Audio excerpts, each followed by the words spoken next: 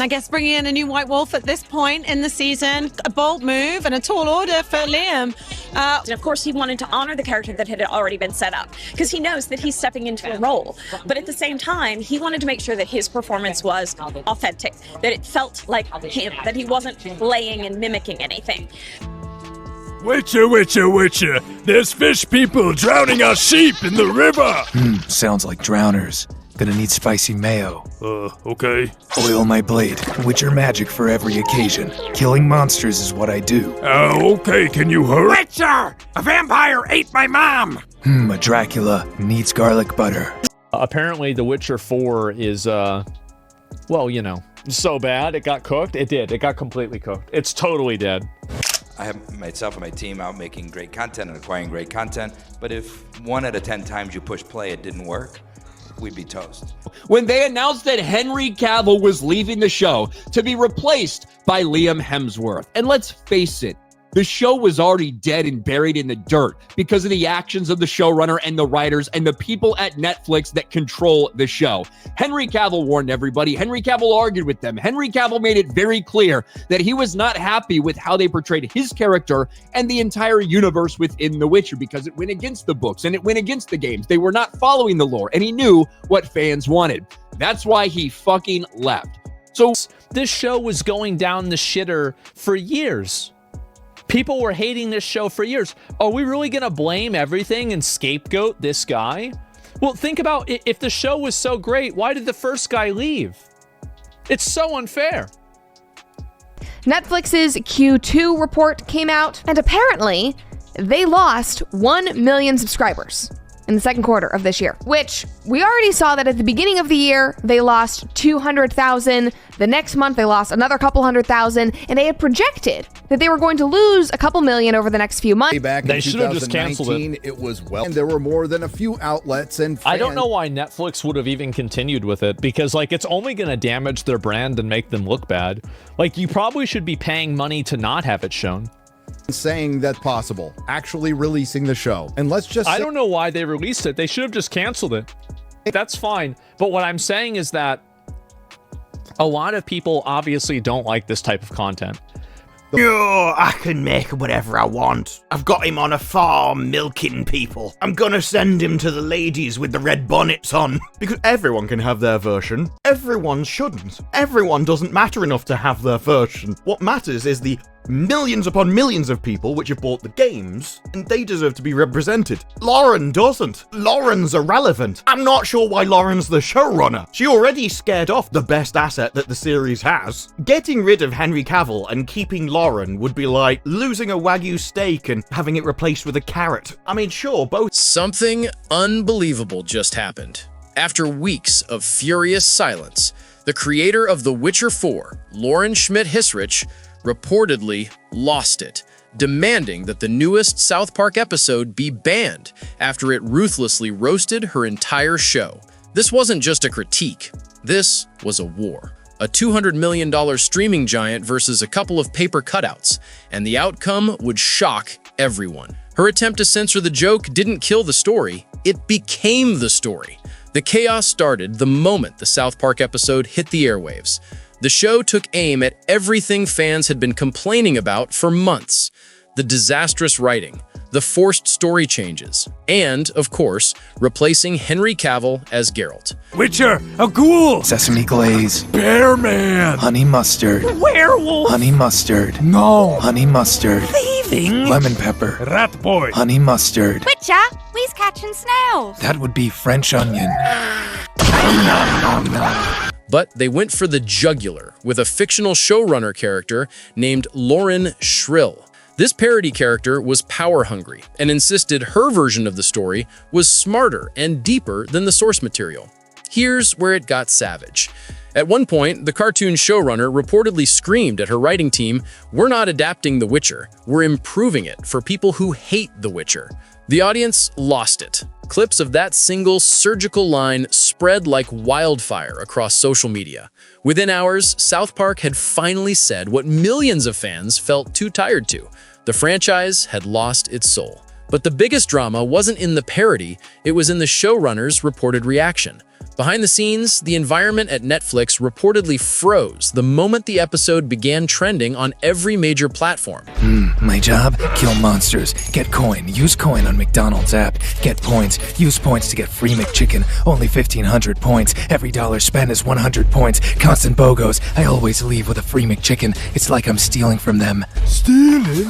You're a thief. Lemon pepper. Multiple industry leaks and anonymous insiders quickly alleged that LSH, furious and completely blindsided, bypassed her own public relations team, who were reportedly scrambling to issue a standard, non-committal, no-comment statement. Instead of letting the story die, she chose to fan the flames herself, taking to Twitter to launch a devastating, now-deleted thread that spiraled into a catastrophic act of self-sabotage. LSH was reportedly insulted on a deep, personal level, claiming the entire episode was nothing more than a targeted attack disguised as comedy, and that it went far beyond the boundaries of fair satire. The tone wasn't playful, it was one of wounded, genuine fury. In a series of posts that were quickly screenshotted and digitally immortalized, she allegedly wrote that roasting a woman for telling her version of a beloved story wasn't true satire, it was an active attempt to silence diverse creative voices. She hinted strongly that Comedy Central might face severe legal consequences, suggesting Netflix's in-house counsel was monitoring the situation for grounds of corporate harassment or damage to creative integrity. She was effectively threatening a lawsuit against a cartoon for making fun of her show. This was a blunder of monumental proportions. Her attempt to mandate censorship and silence the roast amplified the entire situation tenfold. Fans, critics, and high-profile media commentary channels reacted with instantaneous, explosive speed. YouTube immediately flooded with reaction videos carrying titles like "Lauren Hisrich Can't Handle a Joke" and "South Park Just Ended The Witcher 4." The perceived hypocrisy, a showrunner demanding total censorship over a simple, widely agreed-upon joke after she had spent months dismissing the legitimate concerns of her core fanbase, was the perfect fuel for the internet's fire. Social media was relentless. One viral reply, which exploded across all platforms, simply stated, "Len, it's a cartoon. Maybe write better next time." Screenshots of her entire furious thread were compiled onto Reddit, where users dissected every word, turning her sincere pain into a brutal, line-by-line public humiliation. The deeper she dug in, the worse it became. Every subsequent defense she mounted or implication of censorship only served to confirm the South Park parody's initial premise, that she cared more about her personal ego and creative control than the integrity of the source material or the audience she was supposedly serving. Her own PR team reportedly begged her to stop tweeting, but the damage was already irreparable. It was no longer about a show, it was about ego, accountability, and the real-world consequences of refusing to take criticism. But to understand the true depth of the fury, you have to rewind to the very beginning. This spectacular public meltdown was the result of tension years in the making, all rooted in the shocking departure of Henry Cavill. Even before The Witcher 4 premiered, the entire franchise was on shaky ground because the face of the series walked away. For fans, it was more than just losing an actor, it was the moment the creative betrayal felt real. Cavill was the only crew member who seemed to be fighting for the very soul of the source material, while LSH, according to numerous insider reports, treated the original books as suggestions at best. Cavill reportedly saw them as scripture. The clashes, which sources claim became irreconcilable, centered on lore fidelity. Cavill constantly pushed back against dialogue and plot changes that contradicted the established, gritty, moral ambiguity of the continent. Rumors from deep inside the production alleged that LSH and her writing room were more interested in modernizing the world, prioritizing contemporary themes over the complex character motivations and brutal, morally gray tone that defined the original saga. For instance, reports claimed LSH repeatedly minimized Geralt's deeply flawed but profound relationship with his found family, instead forcing him into situations and conversations that fans felt were painfully out of character. This led to a constant grinding conflict behind the camera, the star wanting authenticity and the showrunner allegedly wanting artistic freedom to fundamentally change the story. The internet immediately branded this conflict as the showrunner pushing Cavill out because he was too vocal about his love for the original work. When Netflix finally announced Cavill would be replaced by Liam Hemsworth, the reaction wasn't just sadness, it was pure, unadulterated hostility. The recasting was viewed as the final, definitive betrayal, proof that LSH had successfully ejected the last voice of reason fighting for the fans. Hashtags like #NotMyGeralt and Cancel Witcher 4 exploded, not just trending, but becoming a global movement. Petitions circulated, collecting hundreds of thousands of signatures. The consensus was damning. LSH had ruined the saga because she cared more about her personal vision than the beloved magic and monsters the fans had signed up for. This creative conflict didn't just lay the groundwork for a public shaming, it turned the show's entire audience into a pre-programmed army ready to destroy the season the moment it dropped. Then came the premiere day, October 30th. It should have been the triumphant return of a flagship fantasy series. Instead, it became an instant digital disaster and the reason South Park felt compelled to step in. The negative reviews didn't trickle in, they erupted. Critics, many of whom had given previous seasons a pass, were unified in their condemnation.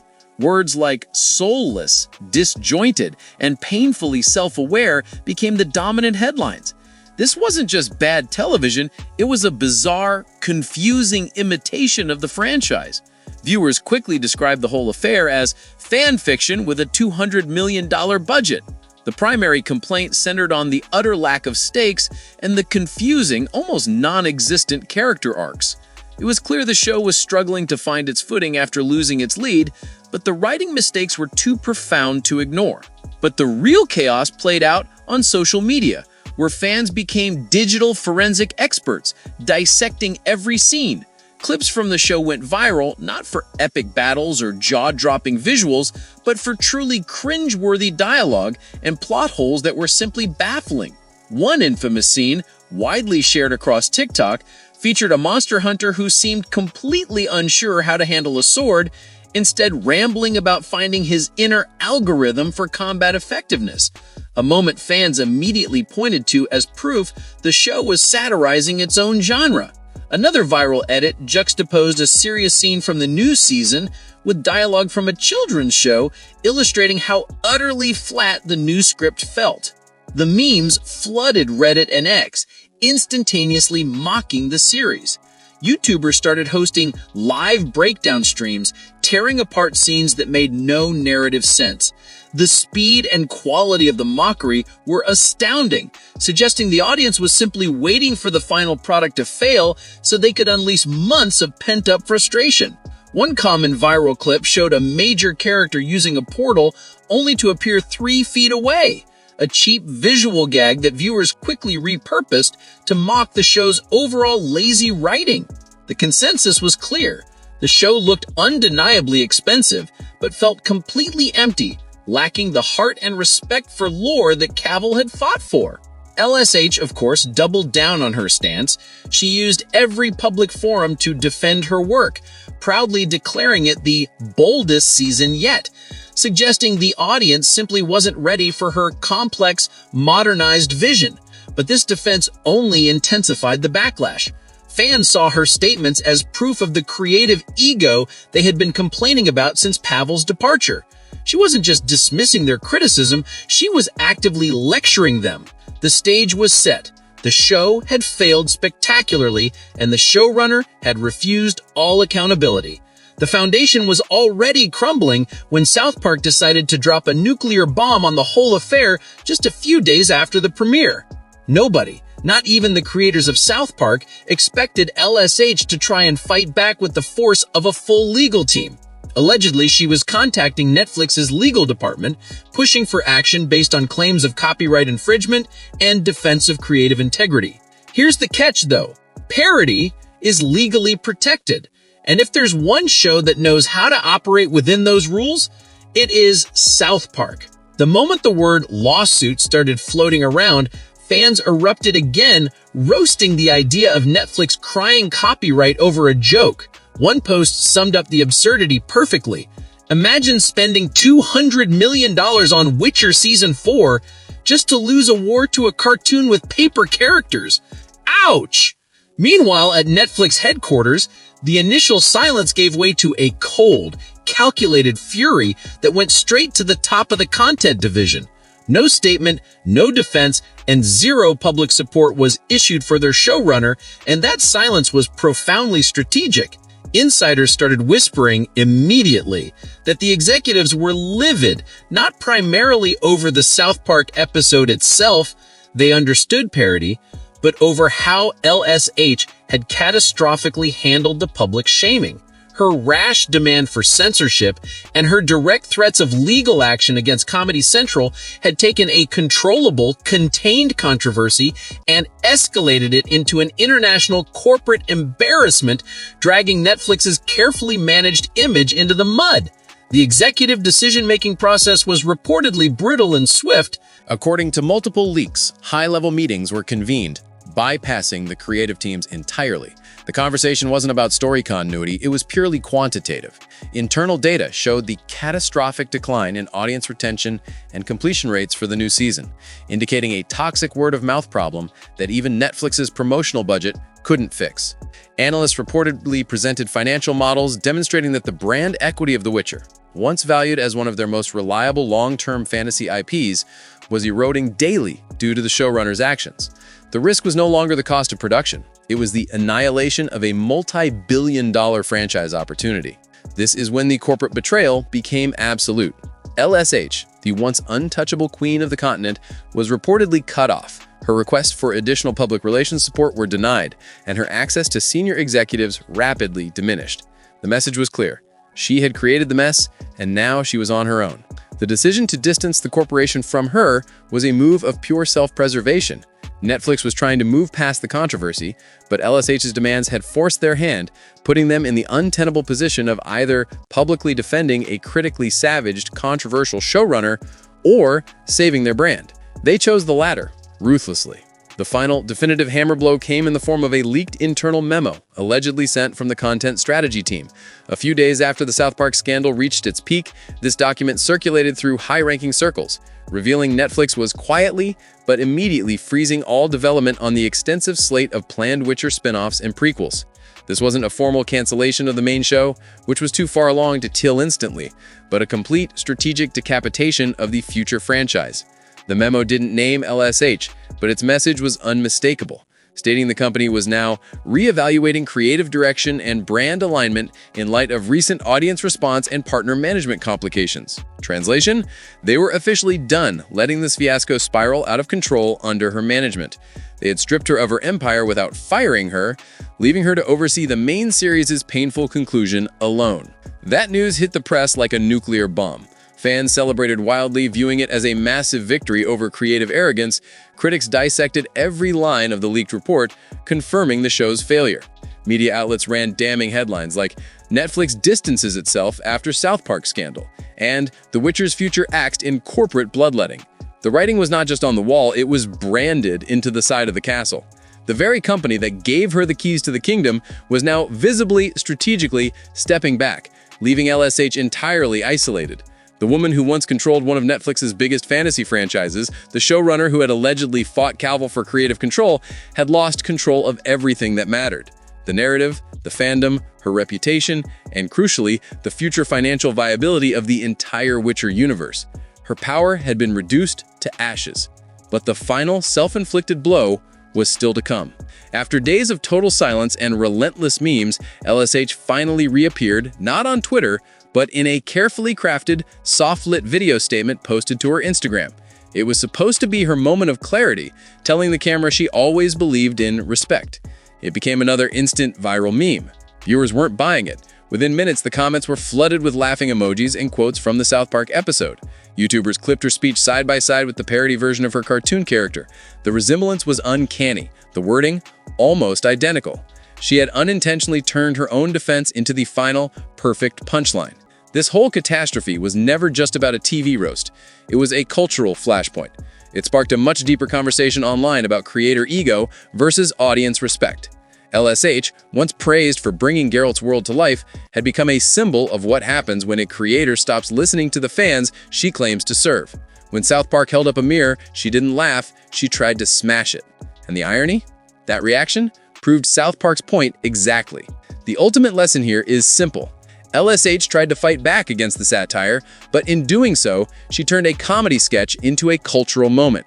What should have been a harmless parody became a symbol of everything wrong with modern Hollywood, where creators demand control but refuse accountability. In the end, it wasn't the critics, the memes, or even Henry Cavill's departure that destroyed The Witcher 4's reputation. It was pride. South Park didn't invent the backlash, they simply amplified it, proving once again that you can't cancel the uncancelable. They held up a mirror and let the franchise destroy itself.